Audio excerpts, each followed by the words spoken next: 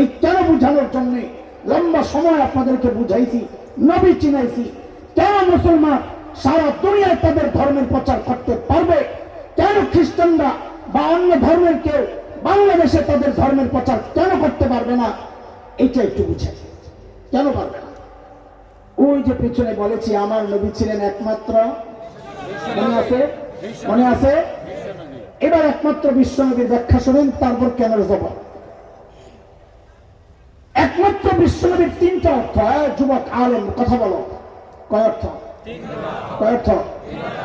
এক নাম্বার, আমার নবী দুনিয়ায় আসার আগ পর্যন্ত আল্লাহ যত নবী দুনিয়ায় পাঠিয়েছেন সমস্ত নবীর টাইম ছিল ফিক্সড, নির্দিষ্ট একটা মেয়াদের জন্য তিনি নবী। আমার নবী একমাত্র বিশ্ব নবী যাকে আল্লাহ কোন টাইম ফিক্স করে দেন নাই, তাকে খাতামুন নবিয়্যিন বানাইছেন, সর্বশেষ নবী। আর কোন এরপর আর কোন নবী আসবেন না, বলবেন না। এই খেয়াল করে, সূক্ষ্ম বিষয়। আসবেন না আপনাদের কথা তো ঠিক আছে, কিন্তু ওরা পেশ দেয় হযরত ঈসা আলাইহিস সালাম আবার আসবেন না, কথা কয় না। আসবে? তা আপনার যে আসবেন না কোন, বলবেন হবেন না। আর কোন নবী হবেন না, আর কোন নবী হবেন না, আর কোন নতুন নবী হবেন না, আসবে। আমার নবী একমাত্র বিশ্ব নবী যাকে আল্লাহ কোন টাইম ফিক্স করে দেন নাই, গোটা টাইম আপনার। দুই নাম্বার অর্থ, কিসের অর্থ? একমাত্র বিশ্ব নবীর অর্থ, একটু মনোযোগ, একটু মনোযোগ, নাইলে বুঝবেন না কথা, একটু পেঁচিদা।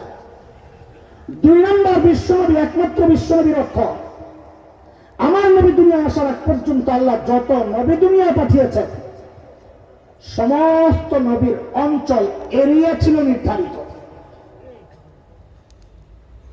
প্রমাণ, আজকের যে বিকৃত বাইবেল আছে ওদের কাছে, ওরা চ্যালেঞ্জ করুক, আমরা প্রস্তুত আছি চ্যালেঞ্জ কবুল করতে, আমাদের পড়া আছে। ওই বিকৃত বাইবেলের মধ্যে হযরত ঈসার বক্তব্যটা আজও আছে। হযরত ঈসা বলেছেন, আল্লাহ আমাকে ফিলিস্তিনের একটা নির্দিষ্ট অঞ্চলের নবুয়ত দিয়ে পাঠাইছেন, ধরে নিলাম আজকের ইসরায়েল। আমার নবী একমাত্র বিশ্ব নবী যাকে আল্লাহ নির্দিষ্ট কোন অঞ্চলের নবুয়ত দিয়ে পাঠান নাই, বরং আমার নবীকে আল্লাহ বলেছেন, ওমা আরসালনাকা ইল্লা রাহমাতাল লিল আলামিন, আমি আপনাকে সারা দুনিয়া সারা জাহানের রহমত বানাইয়া নবী বানাইয়া আপনাকে পাঠাইছি। সুবহানাল্লাহ। তিন নাম্বার অর্থ, কিসের অর্থ?